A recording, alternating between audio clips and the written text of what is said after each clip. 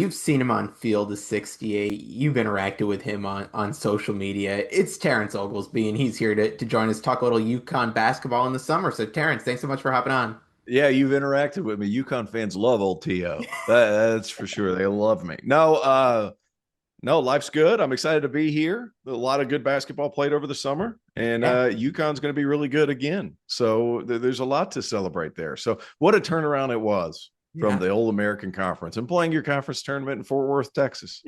I know. Don't you miss those days? Oh, terribly, terribly. Well, and now it would have been in just the American because I know they did their rebranding a couple weeks ago, so we missed out on Uh, that. Um, oh no. How could we recognize that league? well, Tio, I want to start with this. You were out there over maybe it was what 2 or 3 weeks ago over at the FIBA U19 World Cup Yeah. there, and obviously two big UConn prospects coming into the system this year out there playing. So wanted to get your thoughts on that. We had Eric Reibe and Jacob Furphy out there. Give me just your initial impressions of these two from what you saw out there. Furphy, a bull in a china shop that just understands how to play. Like he is put together a certain way. The funny part is I put a tweet out about him and it was a picture of him and it was a terrible picture. And part of it was like, I kind of want UConn fans to understand what kind of dude this is. And I thought the terrible picture was just like, dude, this is a big old rugby player who's just tougher than you, but he can knock down shots. He played really well against Team USA in a game where a lot of his teammates didn't play all that well against Team USA. He's got some toughness. He understands concepts, how to get certain things. And he went to this Australian institute where if guys are in that school for a little while, like it's they come over with a general understanding of Mhm. how game is played and how certain flows are played without having to teach spacing and concepts into them. Because a lot of times, even though they're really good, they don't necessarily always have the ball in their hands. So they do a nice job over there of figuring out concepts and teaching concepts. So some of those things Hurley's really going to appreciate because he's not going to have to drill that into him.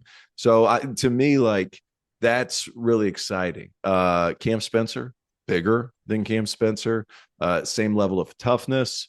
The thing that you don't know is like Cam Spencer, it always seemed like when you needed a winning play, that dude found the winning play. Definitely. That's something that we're going to have to see.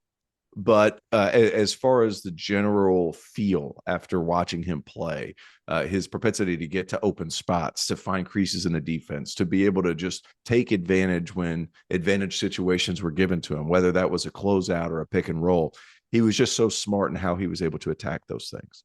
So I'm really excited to see how he plays. I thought he was awesome at the World Cup, U19 World Cup in Switzerland. And the big body translates to the Big East quicker than I think most do. And Big East is a tough league for young players to come in and do well. Definitely. Yeah. Furphy is big and physical, and he's smart enough. He's going to be fine. All right. There we So go. look for him to make a little bit of an impact Mhm. in year one because I think he's that kind of player. And then pronounce it for me, Reibe. Yeah. Eric Reibe. I've heard it three different ways. I've met his parents. I should probably listen to them. They probably know. But Reibe really, he's talented. Best basketball is ahead of him. Mhm. He's 7 feet. The skill set is there. He knocked down some threes at a pretty high rate at the World Cup. I thought he was good. I did not think he was the best post player on his team right now. In the future, he could be. Mhm. Hannah Steinbeck, who's going to Washington, was terrific, and they were a heck of a 4-5, just massive along the front line. But Steinbeck a little bit further along from a maturity perspective in his body, Mhm. not as tall as Reiba, but he was just bigger, and he's better right now. Reiba could be better later. Okay. Because of his ability and his skill level to be able to knock down shots. He blocked some shots. He knocked down threes. You'd be able to facilitate some offense with him on the perimeter. Uh, kind of like Donovan Clingan, but I thought Donovan was really aware Mhm. in his head of how Hurley wanted to do, and those things took time. Clingan was at his best in year two, operating as the hub of that offense at the top of the key, but it Mhm. took some time. Right, maybe not the same trajectory, but it's similar in terms of I have to learn how to be tough in the Big East, which is going to take some time because it's a freaking tough league. But the skill levels there and all those general tools of everything you would want from a 7-footer is there. So, he would do some things that would drive Hurley crazy. Like he'd make a beautiful move. It was $1 million move and a 50-cent finish. And then he'd turn around, he'd try to finger roll a left-hand layup as opposed to just Yeah. yanking it. And then the big part is I think it's going to come along with his physical maturity. I think that's going to come, but he's got to have to put on some weight and figure some of those things out over the course of, the next couple of seasons. But a lot of talent from him as well. I think he's listed as a top 25 kid in his class because he played high school here. Yep. But physically it might take him a little bit, which is common outside of the top 5 or 6 kids of any class. I think one thing that's interesting, especially when you make the Klingon comparison there, is that Donovan came in his freshman year, was playing behind Adama Sanogo, and they had that two-headed kind of monster there at the center position, and then we saw that just kind of continue with Donovan and Sampson, and then Sampson and Terrace. Now you're going to have that Terrace Reed Eric Reibe combo there. Do you see that being a kind of a good stepping stone for Eric as he makes his way and kind of adjusting to this college game to not necessarily have to kind of have starter minutes thrust upon him right away, but being able to play behind Terrace and kind of learn from him. It, guys, like everything that Hurley does, it takes time. Like you're not just going to pick it up. Yeah. Like it's so many different set calls, set plays, different actions, splits up top, on the side. Like there's so many different ways. It takes time to kind of generate an understanding for that.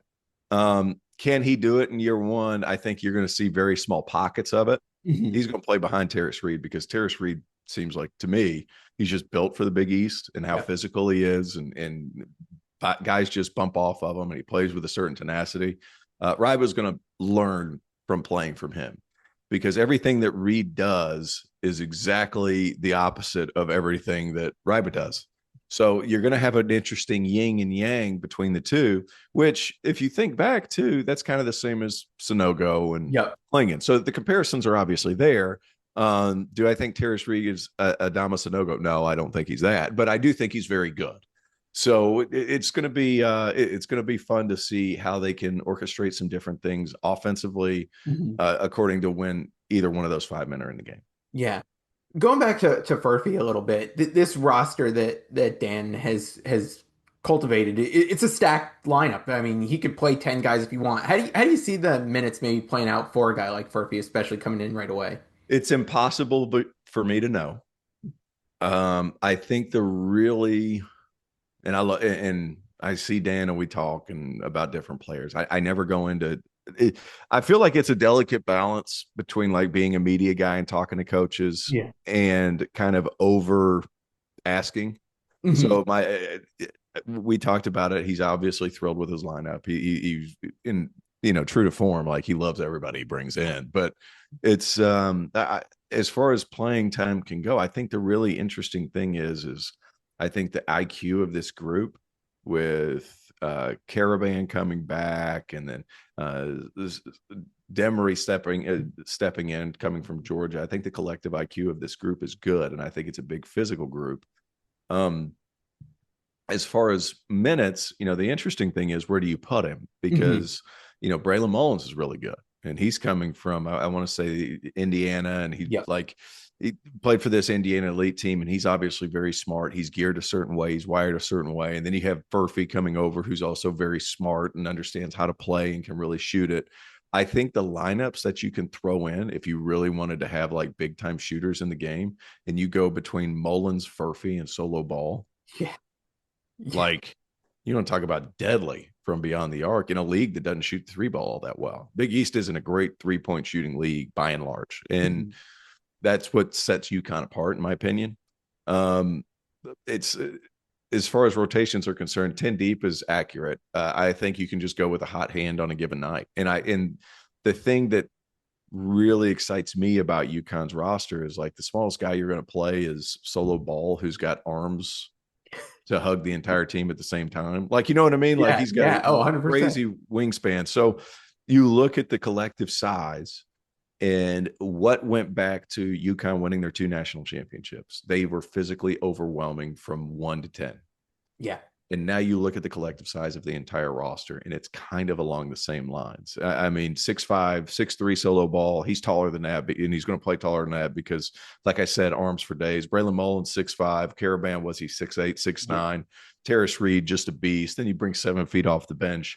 Really, the only small one's Malachi Smith, and Hmm. he's kind of got this Hassan Diarra type toughness to him. Exactly. Yeah. So you look at how you can change the course of a game. Like, as a coach, you want somebody to come off the bench and just muck it up and just change the energy of the game. Malachi Smith can do that. Yeah. You want guys that can knock down shots. We just mentioned all them. And then you want to be able to vary up your offense with your fives. You can do that with Reed and Reibe. So I'm not saying it all comes down to how well Reibe is going to be off the bench, because the sample size I don't think is going to be quite big enough, but Mhm. it certainly is going to help. Yeah, no, and I mean, going through the roster there, we didn't even get to Jalen Stewart, Jane Ross, those Yeah, guys who are also going to bring some big size absolutely. off the bench there. As you've been making the off-season circuit here, you made your way down to Peach Jam as well. I know Dan and it was down there checking out some of the guys there. Who kind of stood out from what you saw at Peach Jam? UConn fans might be looking at. Guy the Yukon fans should really look at is a guy named Coleman Clore. He's from the state of North Carolina. He's about 6'7", 6'8", really creative shot creator, can really shoot the basketball. And Dan loves shooters. And this guy can really shoot it. And he does some things with the ball that you don't see all that often. Just a really skilled, bigger player. His body needs to catch up, and that's going to be a bit of a process, but he's a really good player. Doesn't have the same broadness across his shoulders that Liam McNeely had, Mhm. but probably a more creative shot creation kind of guy. So that's an interesting one to, keep an eye on. As far as, there's just so many other players down there, I'm really intrigued to see what direction they go, Mhm. because obviously with the portal the way it is, and obviously, Dan still likes to take freshmen, but there's a much bigger pool right now, because not only are you taking all the kids from the shoe circuits, but UConn taking a German kid, taking an Australian kid. They're starting to dip their toe in the international waters as well. So while you do want to get excited for some of these guys, you also got to keep in mind that if it were me, I'd be signing these kids late. I wouldn't be Mhm. signing them in November. I'd be signing them late just to see how my roster and how my young players currently are doing in their development trajectory. And then I'd be figuring it out later. But just a ton of really good players. And everybody's like, oh, well, this class. I hate when people say this class stinks or this class not as strong as that one. To me, the depth of good college players in this class is pretty good. Mhm. So it's not one of, there's no Cooper Flag, there's no Cam Boozer, but 200 players deep of guys that are going to be able to make meaningful impacts on a particular university. Where Yeah. it's at, we don't know, but meaningful impacts and guys that are going to be college players for a long time. Having been around these tournaments and things like that, and you mentioned a little bit with the transfer portal and how things have changed. Do you see an event like Peach Jam still having the same impact it did maybe 10 years ago? I, yeah, because you still got to know who the hell these kids are when you're so, Yeah. like, it's still like when I was playing. I played in it 20 years ago, and it was Mhm. packed to the brims, Yeah. even for the bad games. Now they didn't have the PIT, which Okay. basically the PIT is for the teams outside of the Nike circle that made the top 24 to make the Peach Jam, quote unquote. The Okay. PIT wasn't a thing when I was playing. So like they'd be running in these teams that weren't as good. Yeah. Like they would go play independent shoe tournaments that same weekend. So Okay. that's where it's different. So they bring a lot, the volume's a lot higher. So some of these games just don't have that many people in it.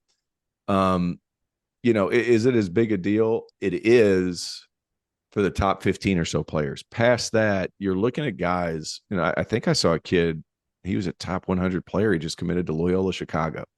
You saw another kid going to Spencer Aarons, who I think is a really good player. He played for Canada. That's the only reason I bring this up, because Okay. we were on the international train. He's going to Boise State, and he was a top 100 player. Yeah. And, the fit was great because Dagan Hart's leaving or whatever, and then he gets to step in. But this is a guy that would have ended up at Iowa or Purdue Mhm. or Minnesota, or, you know what I mean? So Yeah. the difference is now, the Iowas or the Minnesotas, they're looking heavier in the transfer portal. So the bottom half of the Power Five, and I say the Power Five in basketball because I include the Big East, Hmm. the bottom half of those leagues are more transfer heavy. Well, that's where the number 80 through the number 150 player is typically ranked. Those guys were going to the bottom Hmm. half of the Power Five. Now, the bottom half of the Power Five is looking at transfers because they need to be better right away, right? So it adds a little more volatility to the leagues, which I appreciate because I think that's Hmm. fun from season to season. But it's never been a worse time to be a high school kid Yeah, that's what I was going to say. because, the availability just isn't there. Yeah. No, it's interesting to see how these things have kind of come together over the past few years here with all of the changes in NIL transfer portal. Just like Alex, grilling season is back. And while our favorite team reloads, it's your turn to load up the grill with Martin Rosel's, the best meats Connecticut has to offer. Since 1928, Martin Rosel's has been crafting top quality hot dogs, kielbasa, and sausages using original recipes and only the finest ingredients. So as the warm weather returns, remember, both championship teams and great cookouts start with the right lineup. Look for Rosel's at your local grocery store or stop by their retail store in New Britain. And now, back to the episode. As you think ahead, and I know we're talking here end of July, as you think ahead to this upcoming season, I know UConn, St. John's kind of stand out at the top Oh, of the Big East here. What are your thoughts on the league, at this point in the off season here as we get ready to kick things off relatively soon? I just think it's relatively soon. What are we? It was 100 days yesterday, 99 days, Yeah. 98 days. I Yeah, don't I know, think so. something like that. Something like I think the league's chock full of storylines. Like Kevin Willard back at Villanova, that. he brings in some nice players, whether it's Devin Askew or Bryce Lindsey, who's coming from James Madison, like some really good players. That's to me, like that's a huge storyline. Richard Pitino, we got the father son situation there. Coming Xavier St. John's, like that's a good game for me. Like I'm Mhm. excited about that game. UConn, are they back to national championship contenders? Size wise, you would think so. Yes. Um, Still going to be really good. Last year was up and down, but there was some injury stuff, and I thought Liam was thrown a little bit more than he could chew as a freshman. I think Mhm. if he would have come back, and I'm not mad at it because obviously I work with the Hornets, so like Yeah. I'm happy that the Hornets were able to get him because I think he's really good. But you look at circumstantial, like where's UConn going to be this year? Like it's going to be a different ball game because they have retention, but they also added the talent. Yeah. Right. So I think that's fun. Providence, I feel like that something needs to happen there. Like they need positive momentum. That's a storyline that could be interesting to see. Shaka doesn't take a transfer for, I want to say, year two. Yeah. Doesn't take a It's been at transfer. least two. Yeah. Yeah. Like up and down is Cooley going to be able to get it going? Another question. Like, and they have a good roster now. So you look at the Big East. To me, the storylines are always great. The coaching is always fantastic. Um, now you have a coach in waiting at Creighton, another storyline that I think is huge, and they're going to be fine. Seton Hall basically revamped their entire roster. Are they going to be any good? We don't know. Could be. St. John's is obviously going to be fun. Hmm. So you look from top to bottom. The league, as far as storylines, is going to be out of this world. St. John's is going to be very good. UConn as well. To me, that's 1-2 or 2-1. Yeah. I don't I haven't done that deep of a dive, but you look at the rosters that both coaches have put together, like just exciting. Just exciting. It's going to be another great season of UConn and a great season of Big East basketball in general. And I didn't even mention DePaul, and they added another 7 transfers, and Yeah. they turned things Turn things around, and around. there's Yeah. some Last year. Yeah. financial funding behind them. And the Big East, keep in mind, Big East rev share bigger They than got the. what other basketball conferences are going to have. So, Yeah. um, the Big East glory days, there were times where like the Big East was the conference. Hmm. To me, like the Big East, as far as fun, has been It's maintained that. Yeah. it's maintained the fun. Now I think the fun is going to come along with like multiple teams in the conversation for Final Four, That's what. multiple teams in the conversation for Sweet 16. Like that's kind Yeah. of where it is with me in the Big East. All right. I'll take it. Dan's put together quite the non-conference schedule for UConn this year. I'm curious. Load Like, it up for me because I don't yeah, have it right in front of me. yeah. Who are we looking at? So they're at Kansas. They've got Ooh, BYU in a neutral, that'd be fun. in Boston. They've got Florida at Ooh, MSG. I'm going through that. They've got Arizona and Texas at home, and then Illinois on Black Friday there. Arizona and Texas are both going to Stores. Yeah, one in Hartford, one in Stars. Yeah, and then and then it's Illinois on Black Friday. Which of those matchups kind of gets you most intrigued? Thinking about it at the end of July I don't here. know that it gets me intrigued. I know it gives me heartburn if I'm Dan. Like that's awesome. Good for Yeah, them for doing that. Like, don't back down from anybody. That's kind of where we're going, yeah. right? Like it's better. Okay, so I gotta phrase this correctly, or else UConn fans are gonna come back. It's better to play all these quad one games. Mhm. Hopefully you win them. Yeah. And I'm speaking generalities, not so much UConn. Hopefully you win them, but if you lose them, it's like Yeah. it's We, better we to lose them. It's we're, better to lose those games than it is to win a quad three game or something. yeah, what did we see last year? North Carolina 1-10 in quad one. Stupid, So as stupid, long as stupid. you get one, you should be good. But they figured it out. Which Yeah. throw it to Luke and throw it to Dan to figure it out, and Kamani to figure it out. Like that's some smart guys over there. Yeah. So, how fun! My God, how many primetime games is that going to be? Right. Yeah. It's going to be fun. I mean, you want to look at them. Got the last two national champs playing each other. You got I mean, anytime UConn goes to out to Kansas is a fun one. So a lot of fun coming this I wonder way. what network gets that. Yeah, I'm guessing because it's at Kansas. I'm guessing that one's an ESPN one, right? One would assume. You never Yeah. know. It's going to Yeah. be. Yeah, It's going yeah. to I, be I, I don't know. And now unbelievable. that the Big East got TNT, they've got Fox Sports, they've got Peacock, they got everything. Who knows where these games are gonna end up? Nobody knows. Nobody knows. You mentioned real quickly about how you do some work with the Hornets there, and I did want to ask about Liam going to the Hornets. I know a lot of UConn fans interested to see kind of what the trajectory of the Hornets looks like as you look kind of short-term future here in the addition of Liam and what that does to the team. Uh, uh sorry to you, that I went from college brain to NBA brain Yeah. and it flipped over on me. I think it's an interesting crossroads where the Hornets are at because you look at the four guys they took, two of which are Big East guys. Mhm.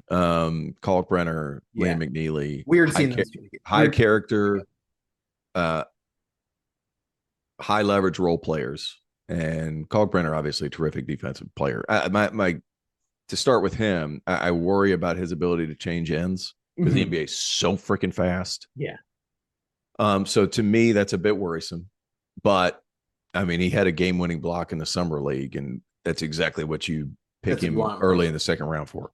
As far as Liam goes, they used him the first game of the summer league. They used him as a primary ball handler from the four spot, and I think he's just a really good player. And I think the really intriguing part is last year because so much was thrown in his lap because of the injury situation. He was given a lot of responsibility as a ball handler last year.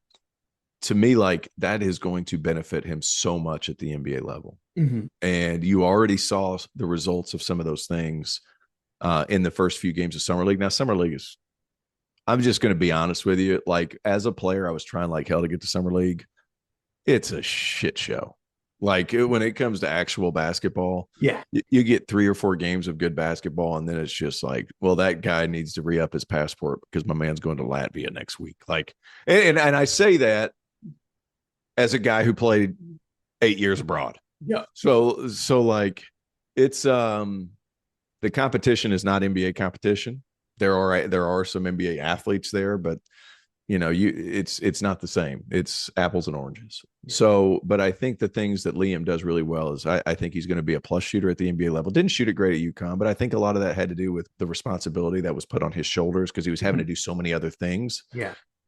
His role is going to be simplified for the Hornets because you have LaMelo Ball, you have Brandon Miller, you have Concaneppo, you have Miles Bridges, guys that can make something happen with the ball. His role is going to be simplified. And I think because of that, I think he's going to see success and I think he's going to have playing time. Now, he's going to be, you know, 9, 10, 11 in the rotation to start.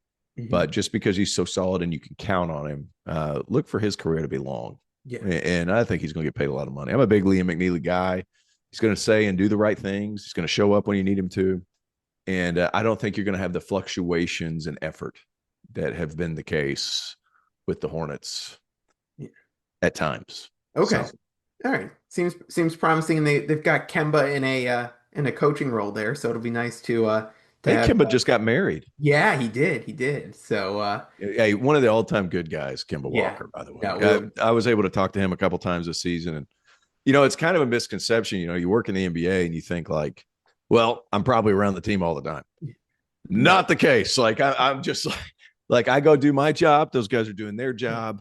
You sit and you talk and you stop and you talk to LaMelo for 5 seconds, and I got to go to set and he's got to go warm up. Or, yeah, it's not that sort of situation. But the couple times I've been able to sit down and talk to Kimba, like, dude, what a guy, definitely. right? Like, what a guy. We love Kemba here. You Everybody, how could you not love Kimba?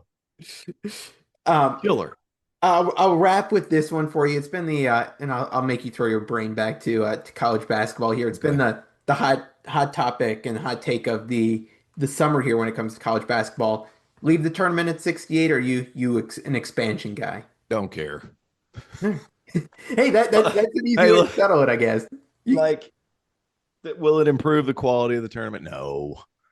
Um, do I like more basketball? Yes. Like, look, I think the big thing that the NCAA wants a quarter of the teams in. yeah. Um, that's kind of where it comes to its availability for the Division One programs, Mhm. because all these Division One institutions, they pay fees or whatever to the NCAA, and why not make it bigger? Could it make more money? Maybe. Like, it's just, do I care necessarily? Not so much. I really start paying attention when it gets to 64. Yeah. Like, the first four is meh to me. It's a bunch of teams that kind of deserve to be in there, but we're not quite sure. Imagine if you go up to 76. It's like there's probably six teams that are, because there's a drop off. Definitely. Um, don't care. All right. If it's more basketball, it's more basketball. If it's not, I don't work a 9 to 5. Yeah. Like, I'm gonna be honest with you, Jared. Like, I'm kind of a bum. I watch basketball. And that's pretty much it. And then I do some other things on the side to like feed the fam. But So like, I'm kind of a bum. If there's games on Monday and a Tuesday you're in, from you're all from in. noon to 9:30, like, dude, I'm gonna watch. Yeah. So from a selfish perspective, I'd like to see more ball. All right. But from a quality perspective, I'm not sure you're getting any more quality. I'm not sure it's really Agreed. that big of a deal. Yeah. Yeah, I just, whatever. All right. That's kind Well, of where I'm at. Like, I'm just like, well, they're doing it 76. I know Doster's going to have a hard time changing the handle. I was just gonna say I can sign off by thanking TO of the field of 68 for now, but Yeah. might be of the field of 76 next year. What are your thoughts? I tend to like it as it is. I think, I mean, we've seen some of these You're a first four. traditionalist.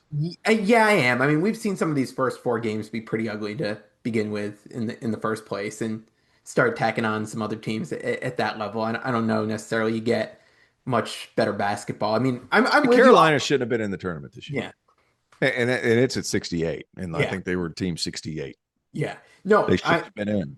yeah, I'm with you, and I think that's probably the hardest part about trying to talk about this. And if you are going to expand, you're just going to get more teams like that who probably don't deserve to get in. And now you've got to watch them play. But I'm with you. I'll watch basketball whenever it's on. So if it's Yeah. on, I'll watch and enjoy it. I just tend to things seem to be fine the way they are right now. No need to Well, talk too they were much. talking about moving to what, 76 or 70, what, Yeah, it was like 78? 72 and 76. Yeah, Yeah, 76. But like, if you look at teams on the bubble, right side in, wrong side in, yeah, like, there's going to be teams in years where they wouldn't even been in the next four in, right, that exactly. now we're starting to discuss as potential tournament teams. Yeah, yeah. So it's Going to it'll be be like, they're going to be interesting. like 16 and 15 teams that are going to come in and be Right. in the tournament. Like, they don't deserve it. I know. I mean, I think as these conferences have gotten bigger, you've seen that it's become a little bit more acceptable to see some of these sub 500 conference teams make the tournament just because of how many good teams are in some of these. But I feel like if Oh, this are you talking became, about the SEC? yeah, If this Well, they thing ended up goes to getting beat in the first 76, round anyway. yeah, So it's like, yeah, yeah, I agree with you. I agree with you. I do think if you do move it up, you're going to take the NIT's thunder because I think you need to oh, have definitely, you need to have the regular season champs get an yeah, automatic as well. yeah, And I'm talking about not only in, you know, the Big East or the ACC. It needs to be the Big South regular season champions need to get an automatic bid. yeah. No, we That's kind of where I'm at. Like, yeah. yeah, Yeah, we'd like that. Our friends at Central Connecticut have been in that spot the past couple of years here, so if they get the automatic bid for the regular season, we'll yeah. take it. But T.O., I really appreciate the time. Thanks for hopping on this summer. We'll have to have you back on next time you stir up some controversy with UConn fans on social media, right? It seems to happen with regularity. And I'm sorry, guys. I'm sorry. But Dan likes me. Keep that in mind, UConn fans. I'm a Dan Hurley guy. There we go. There we go. That'll get you some grace for now. But That's it. T.O., I appreciate it and thanks so much for hopping on. Absolutely. Thanks, buddy.